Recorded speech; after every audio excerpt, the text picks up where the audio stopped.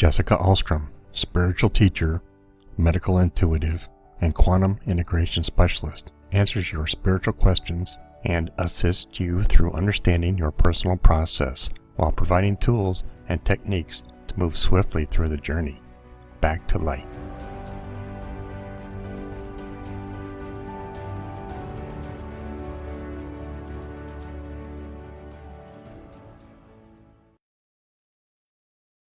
Hello, and welcome to the Transcendence Podcast. This is your host, Jessica Alstrom, owner of Transcendence Wellness Center, International Center for Transformational Healing.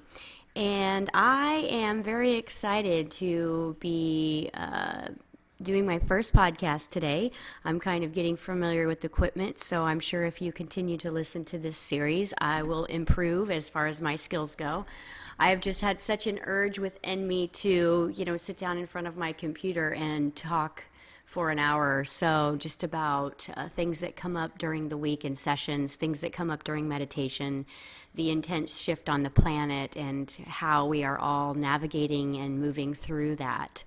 If for any of you who don't know me, my name is Jessica Alstrom. I am a integration specialist. What that means is it's kind of like a spiritual teacher, and what I do is I help connect the dots for people in their existence here and kind of, allow them to have full permission to, fulfill their lives by understanding a little bit more of who they are.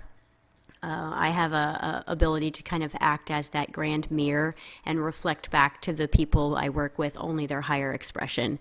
So people usually do really, really well with me as a life coach or teacher, because basically I'm just there showing them themselves, the total greatness within. And as a timeline reader, I can kind of go into the Akashic records and go into the quantum field and bring bits and pieces of themselves back to the forefront to basically be recognized, reintroduced, healed, and then integrated. So we're all on this journey, back home. For any of you who have not studied Ascension, the process that's happening on Earth right now is that we are transitioning our darkness into light. And what is our darkness? Darkness isn't a bad thing. It's just the absence of light. So, in my eyes, being able to see everything all the time, there is no evil. There's low density, which can have a heavier, maybe more traditionally scary look to it, but in essence there is no such thing as evil. There is just an absence or a disallowance of love to throw through. So when when we're dealing with someone who isn't in their heart space, basically all it is they've forgotten that they're love. And that's the evolutionary process that we are experiencing on the planet, is the revolution of love. We are moving back into unconditional oneness. For a very, very, very long time on this planet, there has been separation and segregation, and it's been very primal. It's been very survival based. It's very, very about, the individual and not the group. And that is deeply, deeply ingrained in not just collective consciousness, but human DNA. And as we ascend and evolve, all of that collective belief that is cellular, it's muscular, it's emotional memory, and it all has to be cleared out. So that's what I do most of my day, is work on an individual and group basis to help people first and foremost recognize and accept aspects of themselves, and then provide tools, techniques, and training for themselves to integrate that back in. I am a very big advocate of keeping spiritual codependency out of the picture.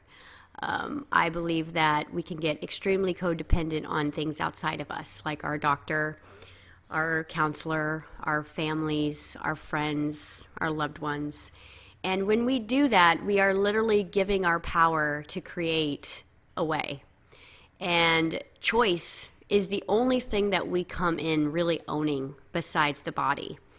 And we don't own the body, forever, but we do have ownership over it while we're on the planet. And it is a vehicle, and it does need attention. And you really can't go where you want to go, even as a spiritual being, without your body. There's a lot of spiritual people out here that think that it's just about meditating and connecting and, being in the angel realm, being outside of life. And that's not why you came. You came to master the limitations of the physical density and evolve past it.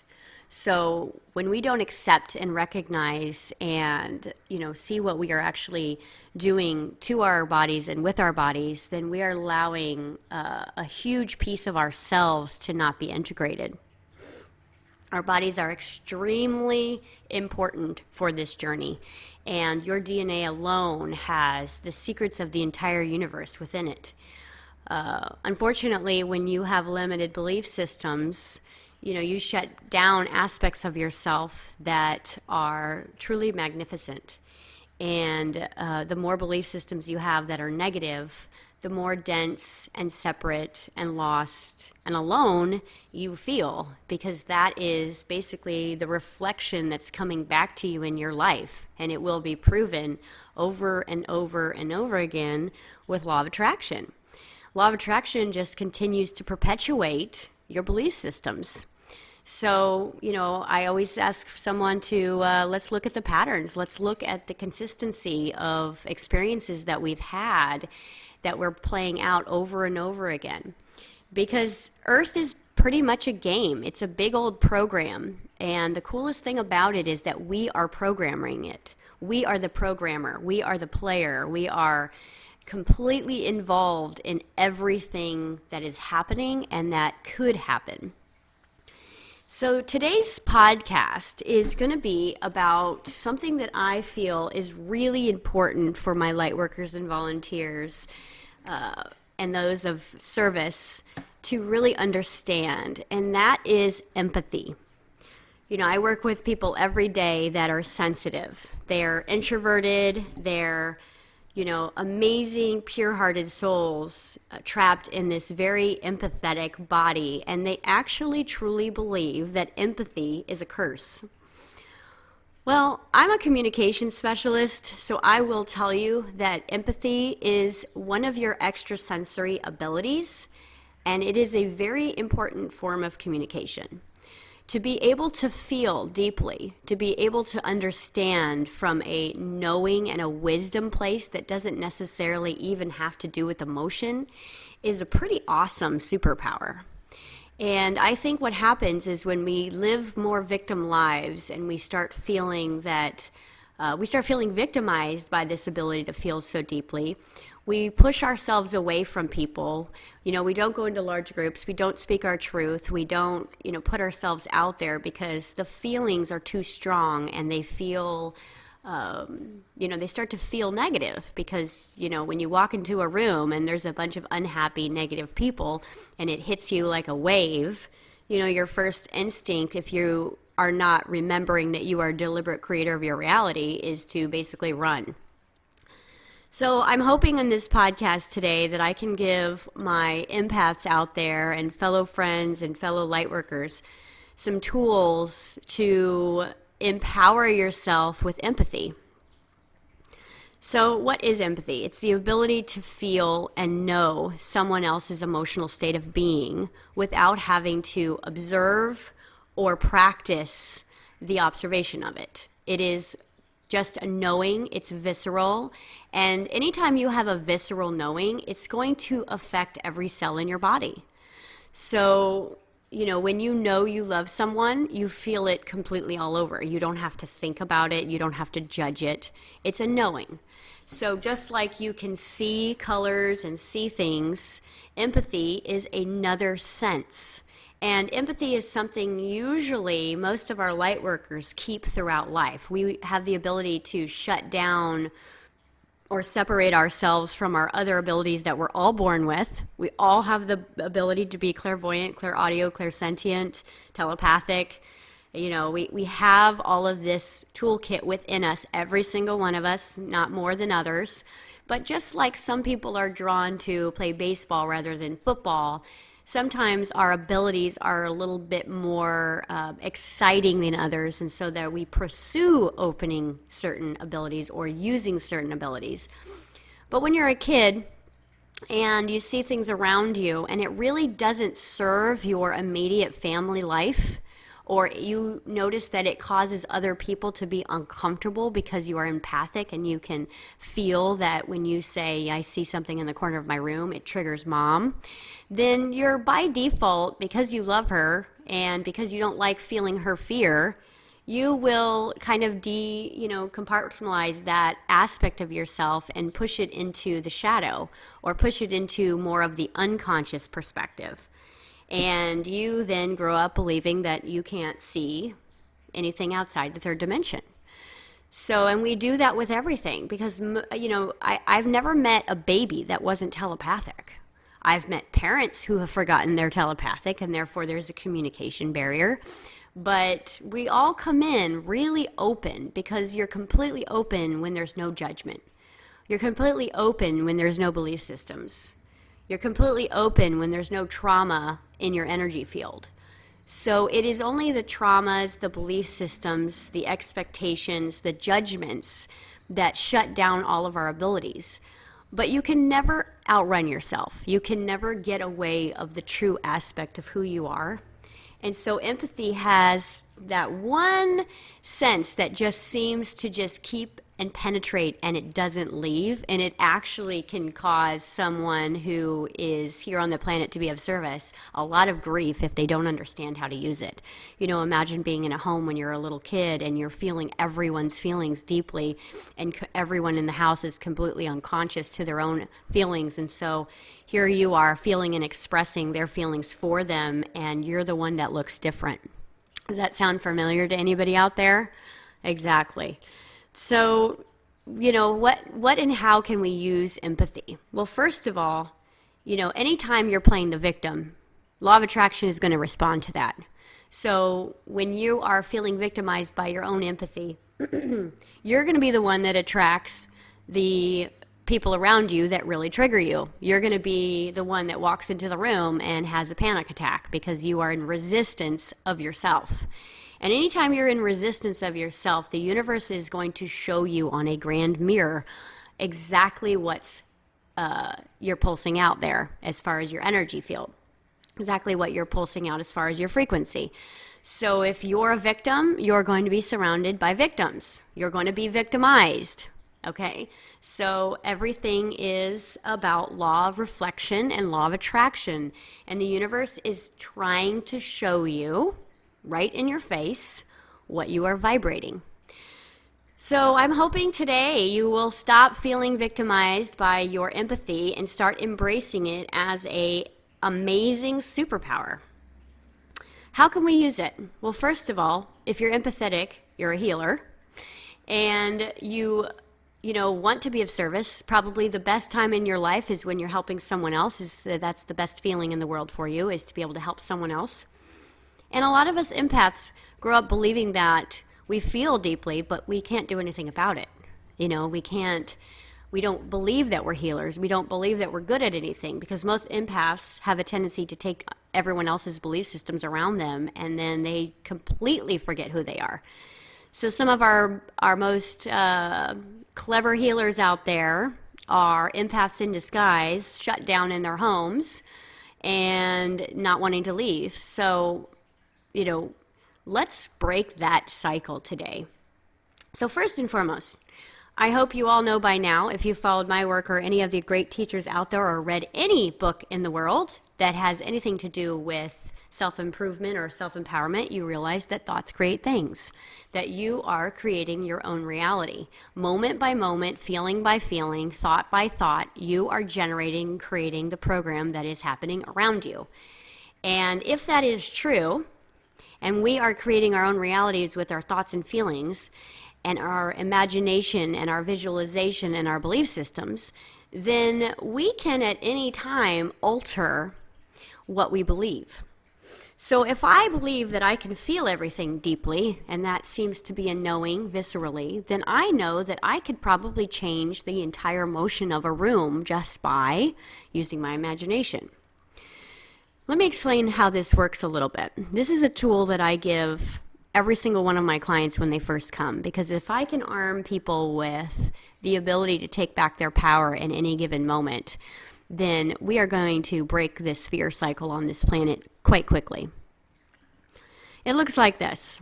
I'm an empath, I'm an introvert, self-proclaimed, and I walk into a restaurant and I'm feeling happy until I walk through the door, and then bam, I'm hit with a wave of anxiety. Now, most of my empaths out there who aren't familiar with this ability don't really even take the time to consciously be aware that that feeling that they're feeling isn't theirs. They walk in, they feel panic, and they immediately associate it with, oh, I can't be in groups. Oh, I can't be around people. Oh, I'm uncomfortable around others. And that is basically a belief system in, I'm not safe to be me. I'm unworthy of my own abilities. So instead, let's practice this idea. Instead, I walk into the restaurant and I feel the wave of anxiety and panic. I take a deep breath. I scan the room, being completely aware in the present moment, and I see if I can notice anyone in the room that appears to be emotionally struggling just from sensing it. Okay?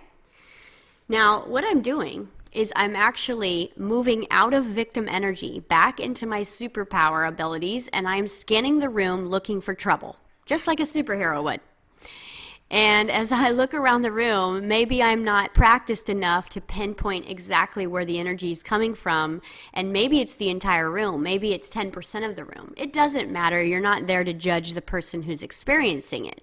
But what you are there to do is recognize whether it's yours or not. Because the second you identify whether or not that feeling is actually yours or it's coming from someone else, you are taking your power back. And this is really important, because you right there in that moment can become a deliberate creator of your reality versus being the victim of your reality.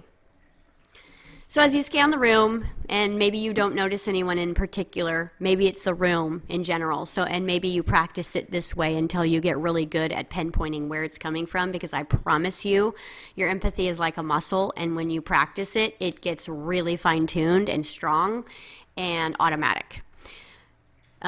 So as you're scanning the room, maybe you look at the entire room and you say to yourself, okay, well, I don't know where it's coming from, but I don't, I got to do something. It's like that superhero call clicks in and you're like, I can't just go sit in this restaurant feeling everybody's tension and stress and worry and concern. I want to enjoy my dinner. So maybe at this moment you've taken 2 breaths, and as you're walking to the table with whoever you're with, you are thinking of a feeling that de-stresses you. Maybe you are thinking of yourself, what that would feel like to be on a beach. Maybe you are feeling like you're in the mountains, on the top of a mountain, just taking a deep breath. And you, in your imagination, download that feeling and fill your whole body with it. Just maybe, holding a baby, or you're, rubbing your favorite dog, or something that just completely calms you. And you're going to, in your imagination, produce this thought, right? This scenario. And as you're walking to the table, maybe you're sitting down now. And as you sit down at your table, not looking at the room, just completely being with yourself, you feel this feeling really strong in your heart.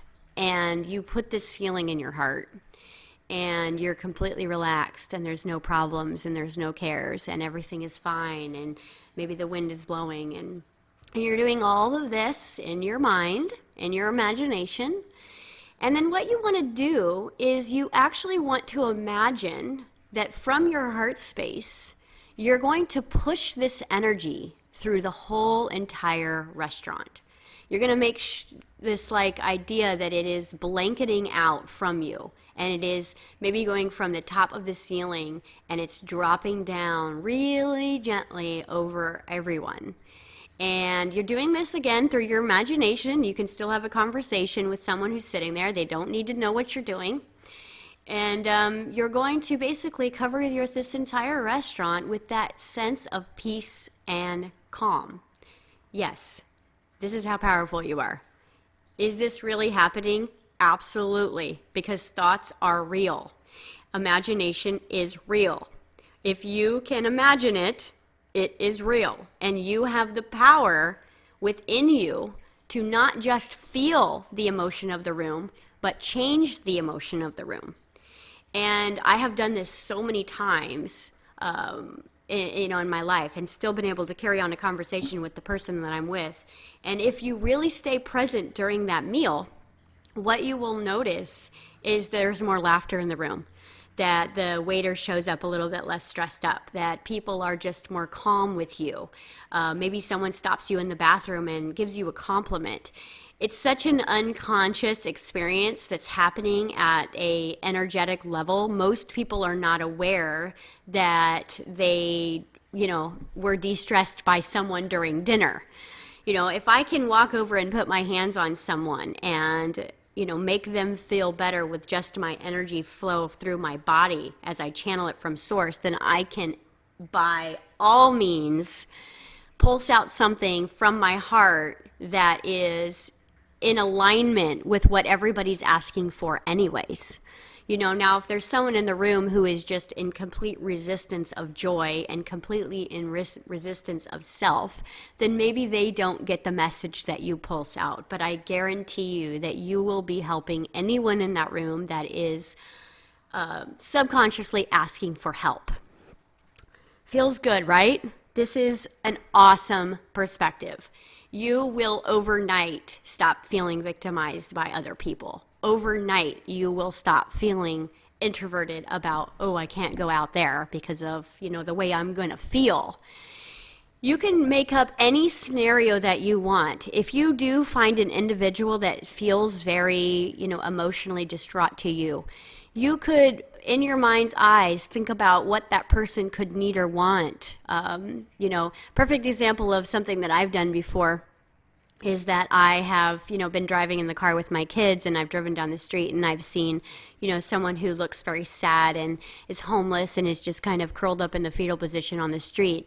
And because I have kids in my car and I'm a woman, I'm not necessarily going to just pull over and try to help this man, because honestly, I don't have anything physical that I could really help him with in this moment. But I do have my heart, and I do have my imagination, and I can absolutely, in my mind's eyes, create a better scenario for this man. And so as I'm driving down the street, what I'm imagining is that, I get out of my car and I walk over to him, and first and foremost, I provide him with a warm jacket and, a big bag of food, and maybe a keys to a little tiny home that, is just down the street that, we are building as a community for these people. And as I'm visualizing this, I start to feel overwhelming sense of gratitude that I can create this situation for him in my mind. And then I experience him, being comfortable and being able to heal from whatever emotional trauma has put him into this situation. And I imagine him going on and having this amazing life. And as I drive down the street, I literally change my entire vibration from feeling like I can't help someone to changing someone's life just with my mind. Now, what are the benefits for us? You're probably asking, okay, so yeah, I know I'm feeling better, but that guy's not really able to experience that. I will tell you that that's actually not true, because technically we are all one. We are all so darn connected, it's ridiculous. So when one of us feels better, it pulses out and ripples through the entire planet. It is your job to feel better all the time. And if you can't take action to feel better, then you literally need to be doing this in your imagination to not only empower yourself, but to get yourself out of that victim energy. Because I promise you, if you stay feeling victimized by your empathy, law of attraction will continue to respond to that until you learn your lesson. So as you're driving down the street and you create this amazing scenario for the man, I will promise you that what you've done is you've planted the seed in his energy field that help is on its way and that he deserves to have a happy life. And I can guarantee you that that will help shift his perspective. And who knows, he could literally be within the next couple of weeks walk into a neighborhood where someone is able to physically help him, because there are people on the planet who have chosen their purpose to just go out of their way to help people physically in need. Okay? So it isn't your job to save the world, it's your job to feel better. It's your job to create the scenarios in your mind that you would prefer. It's your job to use your empathy as your secret weapon to become a fantastic healer that you were born to be. And I'm going to tell you, this works wonders. People will just say, wow, I just feel so calm around you. When I'm around you, I have more ideas. I feel safe, and the coolest part is you will feel safe.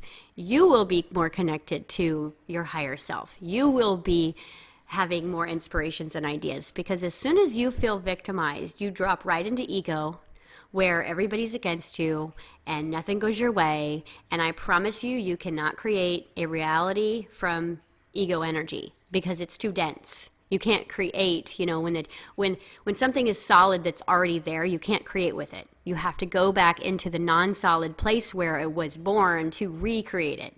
So it's kind of like the analogy that I teach, where once you've manifested something, it's kind of like ice. It's a form. You can chip it and break it, but it would take action to do that. If you wanted to change the shape of the ice cube itself, you would have to basically turn it back into water, which is, we could call the water kind of the thoughts and the feelings. And if you really wanted to change the structure of the water, you would put it back into steam. And steam is more of like the spirit side of matter. It is the steam that will turn into water, and then the water will take whatever shape that it's given through thought, feeling, and belief, and then it turns into ice, and now you have something real. And that's why we really want to not look at anything as real and look at everything as just something that is taken shape because you've focused on it long enough. And if you want to change it, all you have to do is go back into that spirit side or that thought, feeling, belief side and make a change. I hope this is making sense to you guys out there, because it is a really, really simple and it is extremely effective. And empathy is our friend. It is our gift. It is something that we can use to empower ourselves, because I will tell you that when you start doing this, your confidence level is going to go through the roof. Now, I wouldn't recommend you, running out and telling the people around you who don't share the same beliefs as you what you're doing. Because why? Why do you need that? They are not in that maybe belief construct of, oh, you can change anything with your mind. But I can guarantee you that if you look at every single thing in physical reality, it was first thought of.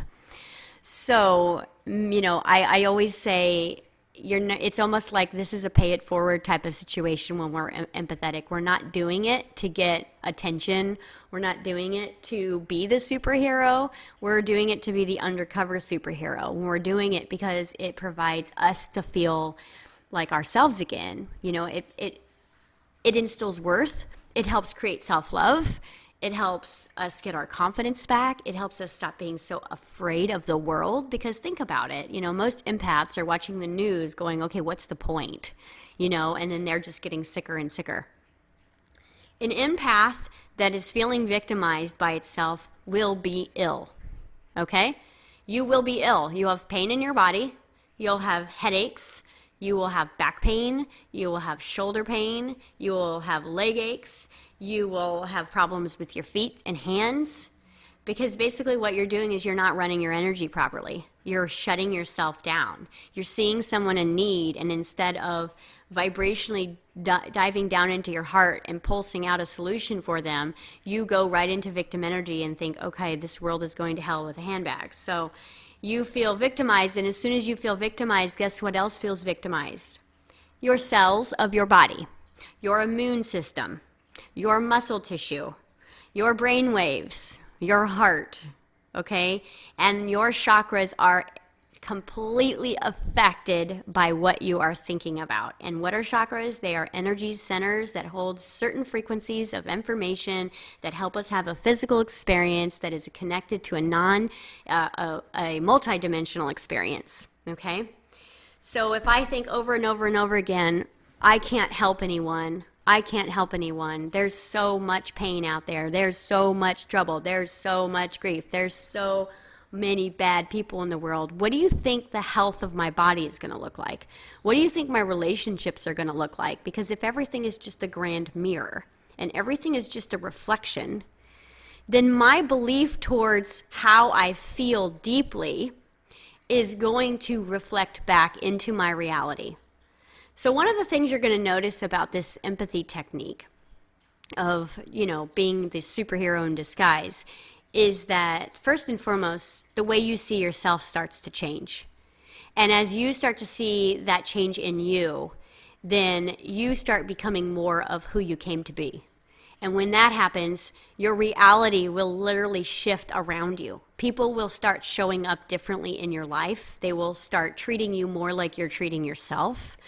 You will have more circumstances, opportunities, events, and abundance in your life just magically show up because you are empowered, therefore your reality is empowered. You feel good, therefore the universe has to bring you things that feel good. And I will tell you that all of your inspiration and your genius lies in feeling good. You have no real magic when you feel bad. You have no real solutions when you feel bad because you can't reach that part of the frequency chart. You can't reach where the genius is. Genius lies within love. It lies within passion. It lies within creativity. And when you're in fear or you're shut down with grief, then all you have access to is desperation because you're just now trying to take action very quickly in order to self-soothe. So we go take a pill so that we don't feel our empathy. We're light workers that are on antidepressants because we don't want to feel our emotions. We're on light workers that are on Adderall because we can't focus our energy. And, I'm not saying that those things are bad if that's what you've chosen to do. I'm just saying that that is a crutch for you to basically assist you in separating you from how you truly feel. And unfortunately, during this quick evolutionary process that we're under, no one gets out without feeling their feelings. No one is going to pass the test by being highly medicated their whole life because I promise you, you will come back and do this again. The soul wants to master this process of changing darkness into light. It wants to master the alchemy process. It wants to master itself of its own designed limitations. Okay? So I'm going to do a podcast next week about limitations and emotions because, a lot of times we spend our life wishing we were someone else or wishing that we had, different looks or different families or different this, and we are using so much of our energy to wish we were someone else that we forget to live. So look for that podcast. I really hope that this segment was helpful to you guys. I really, I love hearing your feedback about this in particular. I love getting stories from my clients who come and say, oh, wow, I was at, this dog show and, there was this really upset person and just from across the room, I created a scenario for her that felt amazing and I posted it out through my heart. And at the end of the show, she walked up to me and said, I don't know what it is about you, but, you just have a really great smile.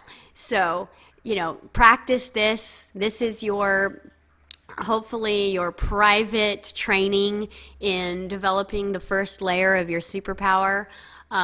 What this will do is it will start to unlock the other ones. It will start to unblock the other ones because it's safe for you to be you.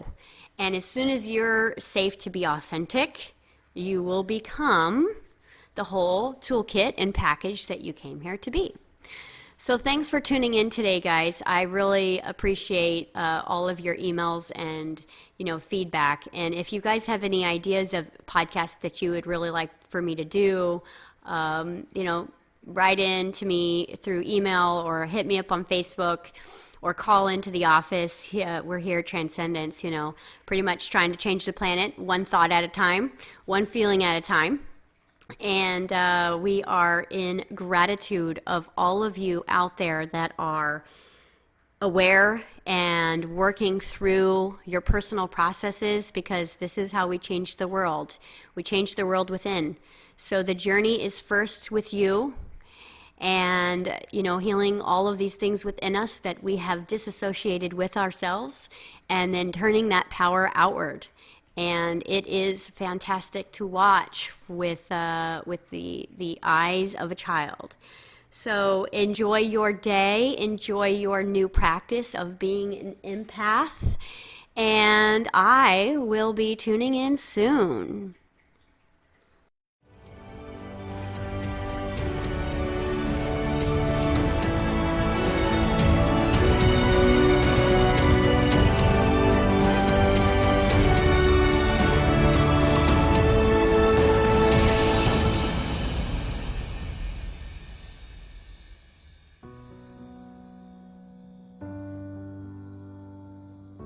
Thank you for joining Jessica on this transcending episode. Email us directly at jessicaalstrom@gmail.com with your questions and personal challenges you would like addressed on the show. And join us on next week's podcast. You are not alone, and remember, your higher self speaks to you through people, places, circumstances, and events.